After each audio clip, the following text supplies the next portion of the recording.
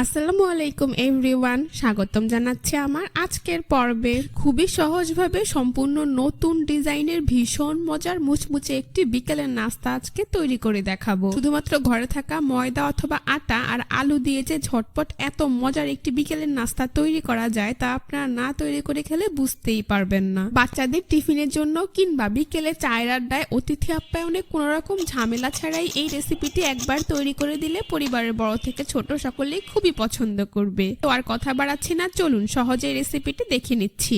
এই রেসিপিটি তৈরি করার জন্য প্রথমে একটি মিক্সিং বলে আমি 1 কাপ পরিমাণ ময়দা নিয়ে নিচ্ছি। আপনারা চাইলে এর পরিবর্তে আটাও নিতে পারবেন।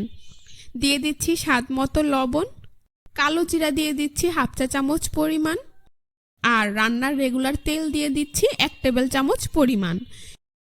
এইবার এই সবগুলো উপকরণ একসাথে হাত দিয়ে খুব ভালোভাবে মিশিয়ে নিচ্ছি। কিছুটা সময় নিয়ে এখানে ময়ানটা মিশিয়ে নিতে হবে। ময়ানটা যত ভালো হবে নাস্তাটা তত বেশি খাস্তা এবং ক্রিস্পি হবে। এ পর্যায়ে আমি এর মধ্যে অ্যাড করে দিচ্ছি 1 টেবিল চামচ পরিমাণ সুজি। এখানে সুজিটা দিলে নাস্তাটা অনেকটা সময় পর্যন্ত মুচমুচে থাকবে আর ক্রিস্পি থাকবে। যখন দেখবেন ময়দা এইভাবে মুঠো করলে দলা পেকে যায় তাহলে বুঝতে হবে ময়দা পারফেক্টলি মাখানো হয়ে গিয়েছে। এখন আমি এর মধ্যে অল্প অল্প করে নর্মাল টেম্পারেচারের পানি অ্যাড করে দিচ্ছি আর একটি সফট ডো তৈরি করে নিচ্ছি। আপনারা চাইলে কুসুম গরম পানি দিয়েও ডোটা তৈরি করে নিতে পারবেন। আপনারা পানিটা একেবারে না দিয়ে এইভাবে অল্প অল্প করে দিলেই বুঝতে পারবেন ঠিক কতটুকু পানি এখানে লাগতে পারে। তো এইভাবে অল্প অল্প করে পানি অ্যাড করে একটি সফট ডো তৈরি করে নিতে হবে। দেখতেই পাচ্ছেন আমার ডো কিন্তু তৈরি করা হয়ে গিয়েছে। এখন আমি এর উপর সামান্য পরিমাণ তেল মাখিয়ে একটি ঢাকনা দিয়ে ঢেকে এটাকে রেস্টে রেখে দেব 15 থেকে 20 মিনিটের জন্য।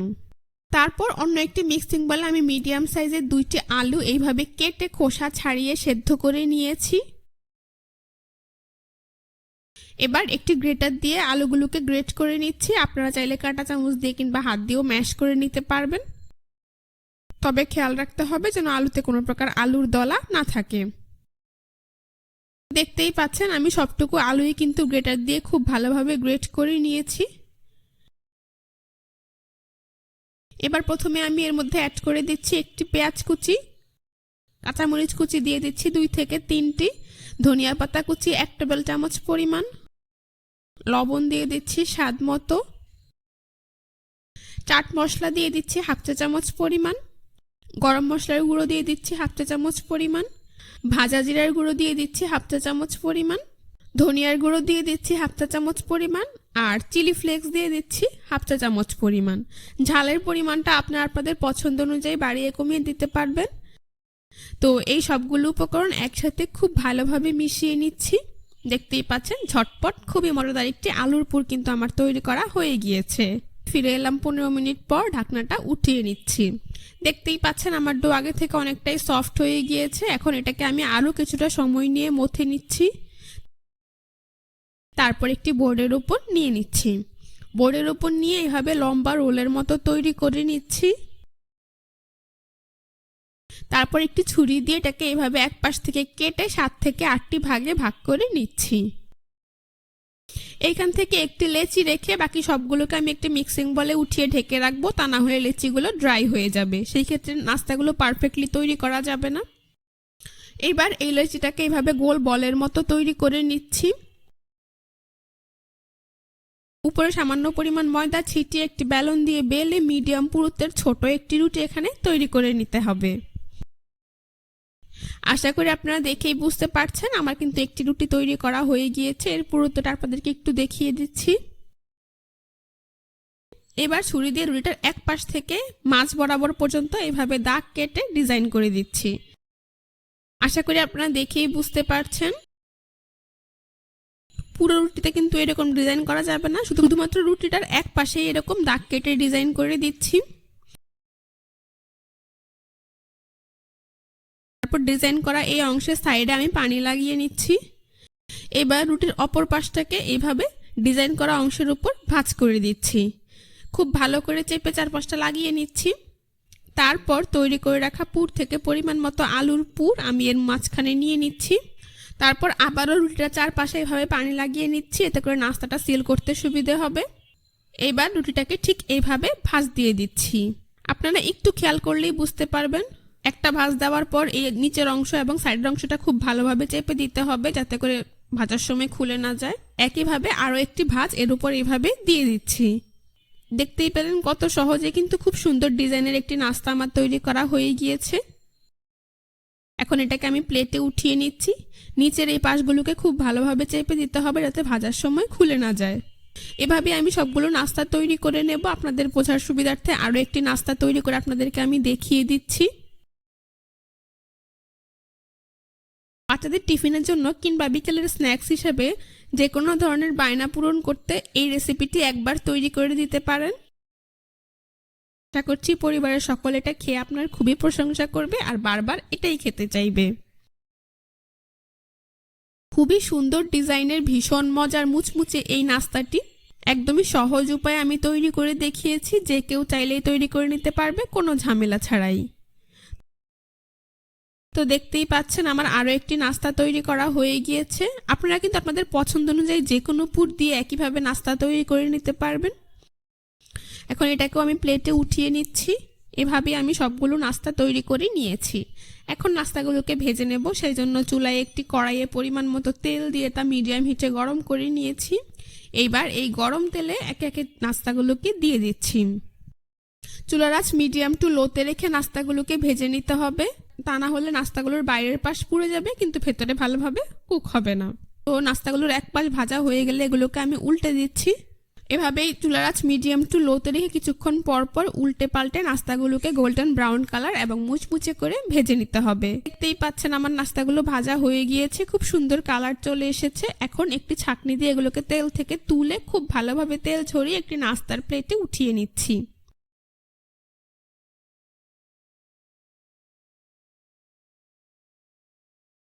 বাকি নাস্তাগুলোকেও একইভাবে তেল ছড়িয়ে নাস্তার প্লেটে উঠিয়ে নিচ্ছি। এভাবে আমি সবগুলো নাস্তা ভেজে নিয়েছি। তারপর পরিবেশন করে আপনাদের দেখিয়ে দিচ্ছি। দেখতেই পাচ্ছেন নাস্তাগুলো দেখতে যেমন সুন্দর হয়েছে, খেতেও কিন্তু হয়েছে অসাধারণ। বিকেলে চায়ের আড্ডায় অথবা বাচ্চাদের টিফিনের জন্য ঝটপট এই আলুর সিঙ্গারাটি একবার তৈরি করে দিলেই দেখবেন তারা এটি খেয়ে আপনার খুবই প্রশংসা করবে। আশা করছি আজকের রেসিপিটা আপনাদের সবার কাছে ভীষণ ভালো লেগেছে। রেসিপিটি ভালো লেগে থাকলে অবশ্যই আমার চ্যানেলটি সাবস্ক্রাইব করবেন, পাশে থাকা বেল বাটনটি অন করে দিবেন। আজ এ পর্যন্তই। সবাই ওয়েলকাম টু মাই চ্যানেল। খুবই সহজভাবে একদমই ভিন্নধর্মী ভীষণ মজাদার একটি বিকেলের নাস্তা আজকে তৈরি করে দেখাবো। মাত্র 2টি ডিম আর 2টি আলু দিয়ে যে ঝটপট এত মজার মুচমুচে একটি বিকেলের নাস্তা তৈরি করা যায় তা আপনারা না তৈরি করে খেলে বুঝতেই পারবেন। নাস্তাটা তৈরি করা খুবই সহজ, ঘরে থাকা উপকরণ দিয়েই ঝটপট তৈরি করে নিতে পারবেন। বাচ্চাদের টিফিনের জন্য কিংবা বিকেলের নাস্তায় গরম গরম তৈরি করে দিলে সবাই খুবই পছন্দ করবে। আশা করছি আজকের রেসিপিটা আপনাদের সবার কাছে ভীষণ ভালো লাগবে। চলুন সহজে রেসিপিটি দেখে নিচ্ছি। এই রেসিপিটি তৈরি করার জন্য প্রথমে এখানে আমি 2টি মিডিয়াম সাইজের আলু সেদ্ধ করে খোসা ছাড়িয়ে পরিষ্কার করে নিয়েছি। এইবার একটি আলু ম্যাশার দিয়ে আলুগুলোকে আমি ম্যাশ করে নিচ্ছি। আপনারা চাইলে হাত দিয়ে কিংবা কাঁটা চামচ দিয়েও ম্যাশ করে নিতে পারবেন, অথবা চাইলে সেদ্ধ আলুটাকে গ্রেট করেও নিতে পারবেন। আমার আলুগুলো কিন্তু খুব ভালোভাবে ম্যাশ করা হয়ে গিয়েছে। এখন এটাকে আমি এক সাইডে রেখে দিচ্ছি। তারপর চুলায় একটি কড়াইয়ে প্রায় 2 টেবিল চামচ পরিমাণ রান্নার রেগুলার তেল দিয়ে দিচ্ছি। এবার তেল কিছুটা গরম হয়ে গেলে এখানে আমি অ্যাড করে দিচ্ছি 1/3 কাপ পরিমাণ পেঁয়াজ কুচি। চুলার আঁচ মিডিয়ামে রেখে পেঁয়াজ কুচিটাকে 2 থেকে 3 মিনিটের মতো ভেজে নেব যাতে এর কাঁচা গন্ধটা চলে যায়। দেখতেই পাচ্ছেন আমার পেঁয়াজ ভাজা হয়ে গিয়েছে। এখন আমি এর মধ্যে অ্যাড করে দিচ্ছি 1/2 চা চামচ পরিমাণ আদা বাটা, দিয়ে দিচ্ছি 1/2 চা চামচ পরিমাণ রসুন বাটা। আদা রসুন বাটাও 2 থেকে 3 মিনিট সময় নিয়ে ভেজে নিতে হবে। এ পর্যায়ে আমি এর মধ্যে অ্যাড করে দিচ্ছি প্রায় 2 টেবিল চামচ পরিমাণ পানি অ্যাড করে মশলাটাকে খুব ভালোভাবে কষিয়ে নিতে হবে যাতে এর মধ্যে কোনো প্রকার কাঁচা গন্ধ না থাকে। এখন আমি এখানে আরো কিছু শুকনো মশলা অ্যাড করে দেব। প্রথমেই দিয়ে দিচ্ছি 1/2 চা চামচ পরিমাণ লবণ, হলুদের গুঁড়ো দিয়ে দিচ্ছি 1/4 চা চামচ পরিমাণ, লাল মরিচের গুঁড়ো 1/2 চা চামচ পরিমাণ, ভাজা জিরার গুঁড়ো দিয়ে দিচ্ছি 1/2 চা চামচ পরিমাণ, ধনিয়ার গুঁড়ো দিয়ে দিচ্ছি 1/2 চা চামচ পরিমাণ, আর সবশেষে এখানে আমি চাট মশলা দিয়ে দিচ্ছি 1/2 চা চামচ পরিমাণ। এবার এই মশলাগুলোকে খুব ভালোভাবে ভেজে নিতে হবে। তো দেখতেই পাচ্ছেন মোটামুটি 2 থেকে 3 মিনিট সময় নিয়ে আমি মশলাগুলোকে ভেজে নিয়েছি। এখন আমি এর মধ্যে অ্যাড করে দিচ্ছি 2 থেকে 3টি কাঁচামরিচ কুচি। ঝালের পরিমাণটা আপনাদের পছন্দ অনুযায়ী দিয়ে দিবেন। তো কাঁচামরিচটাকে সবকিছুর সাথে খুব ভালোভাবে মিশিয়ে নিয়ে এবার আমি এখানে অ্যাড করে দিচ্ছি সেদ্ধ করে ম্যাশ করে রাখা আলু। আলুটাকে মশলার সাথে খুব ভালোভাবে মিশিয়ে ভেজে নিতে হবে। চুলার আঁচ মিডিয়ামে রেখে এখানে আলুটাকে খুব ভালোভাবে মশলাগুলোর সাথে মিশিয়ে নিতে হবে। দেখতেই পাচ্ছেন আমি কিন্তু আলুটাকে খুব ভালোভাবে সবকিছুর সাথে মিশিয়ে নিয়েছি। এবার সবশেষে এখানে আমি অ্যাড করে দিচ্ছি 1 টেবিল চামচ পরিমাণ ধনিয়া পাতা কুচি। ধনিয়া পাতা কুচিটাকে আলুর সাথে মিশিয়ে নিচ্ছি। এবার চুলা বন্ধ করে এটাকে ঠান্ডা করে আমি একটি মিক্সিং বলে ঢেলে নিচ্ছি। তো সবটুকু আলুই আমি এই মিক্সিং বলে ঢেলে নিয়েছি। তারপর এখানে আমি নিয়ে নিচ্ছি 2টি সেদ্ধ ডিম। ডিমগুলোকে আমি আগেই সেদ্ধ করে খোসা ছাড়িয়ে পরিষ্কার করে নিয়েছি। এইবার একটি গ্রেটার দিয়ে ডিমগুলোকে আমি গ্রেট করে নেব। আপনারা চাইলে হাত দিয়ে ডিমগুলোকে এভাবেও ভেঙে নিতে পারবেন। তো 2টি ডিমই আমার গ্রেট করা হয়ে গিয়েছে। এবার আলুটাকে ডিমের সাথে খুব ভালোভাবে মিশিয়ে নিচ্ছি। আপনারা চাইলে এই পর্যায়ে একটু লবণটা চেক করে নিতে পারেন। তো দেখতেই পাচ্ছেন আমার কিন্তু মিশ্রণটা তৈরি। এখন আমি এইখান থেকে পরিমাণ মতো নাস্তার মিশ্রণ উঠিয়ে নিচ্ছি। তারপর হাত দিয়ে এভাবে খুব ভালোভাবে চেপে দিচ্ছি। এবার অন্য হাতের তালুতে নিয়ে এইভাবে লম্বা একটি শেপ দিয়ে নাস্তা তৈরি করে নিচ্ছি। আপনারা একটু খেয়াল করলেই বুঝতে পারবেন নাস্তাটা আমি ঠিক কিভাবে তৈরি করে নিয়েছি। আপনারা চাইলে কিন্তু আপনাদের পছন্দ অনুযায়ী যে কোনো শেপ দিয়ে গোলাকার কিংবা লম্বা ফিঙ্গারের শেপ দিয়ে নাস্তাগুলোকে তৈরি করে নিতে পারবেন। তো দেখতেই পাচ্ছেন আমার একটি নাস্তা কত সহজেই তৈরি করা হয়ে গিয়েছে। এখন এটাকে আমি একটি প্লেটে উঠিয়ে নিচ্ছি। এভাবে আমি সবগুলো নাস্তা তৈরি করে নেব। আপনাদের বোঝার সুবিধার্থে আরও একটি নাস্তা তৈরি করে আপনাদেরকে আমি দেখিয়ে দিচ্ছি। বিকেলে চায়ের আড্ডায় কিংবা বাচ্চাদের টিফিনে যে কোনো ধরনের বায়না পূরণ করতেই কিন্তু ঝটপট কোনো রকম ঝামেলা ছাড়াই ঘরের 2টি ডিম আর আলু দিয়ে আপনারা এই স্ন্যাক্সটি তৈরি করে দিতে পারবেন। তো দেখতেই পাচ্ছেন আমার আরও একটি নাস্তা তৈরি করা হয়ে গিয়েছে। এটাকেও আমি প্লেটে উঠিয়ে নিচ্ছি। এভাবে আমি সবগুলো নাস্তা তৈরি করে নিয়েছি। তারপর এগুলোকে আমি এক সাইডে রেখে দিচ্ছি। এখন অন্য একটি বাটিতে আমি একটি ডিম ভেঙে নিয়ে নিচ্ছি। এর মধ্যে আমি 1/4 চা চামচ পরিমাণ সাদা গোলমরিচের গুঁড়ো অ্যাড করে দিচ্ছি। তারপর ডিমটাকে খুব ভালোভাবে ফেটিয়ে নিচ্ছি। ফেটানো হয়ে গিয়েছে। এখন এটাকেও আমি এক সাইডে রেখে দিচ্ছি। এবার একটি প্লেটে প্রায় 1 কাপ পরিমাণ ব্রেড ক্রাম্বস নিয়ে নিয়েছি। এখানে আমি ফ্রেশ ব্রেড ক্রাম্বসটাই নিয়েছি। তৈরি করে রাখা নাস্তাগুলো থেকে একটি নাস্তা আমি উঠিয়ে এই ডিমের মধ্যে দিয়ে দিচ্ছি। 2-3 বার উল্টে পাল্টে ডিমের মধ্যে খুব ভালোভাবে ডিপ করে নিচ্ছি। তারপর ডিম থেকে তুলে সরাসরি ব্রেড ক্রাম্বস দিয়ে কোট করে নিচ্ছি। আপনারা একটু খেয়াল করলেই বুঝতে পারবেন কাজটা আমি ঠিক কিভাবে করছি। খুব ভালোভাবে 2-3 বার উল্টে পাল্টে ব্রেড ক্রাম্বস দিয়ে নাস্তাটাকে কোট করে নিতে হবে। তারপর আমি হাত দিয়ে একটু চেপে এইভাবে শেপটাকে সুন্দর করে দিচ্ছি।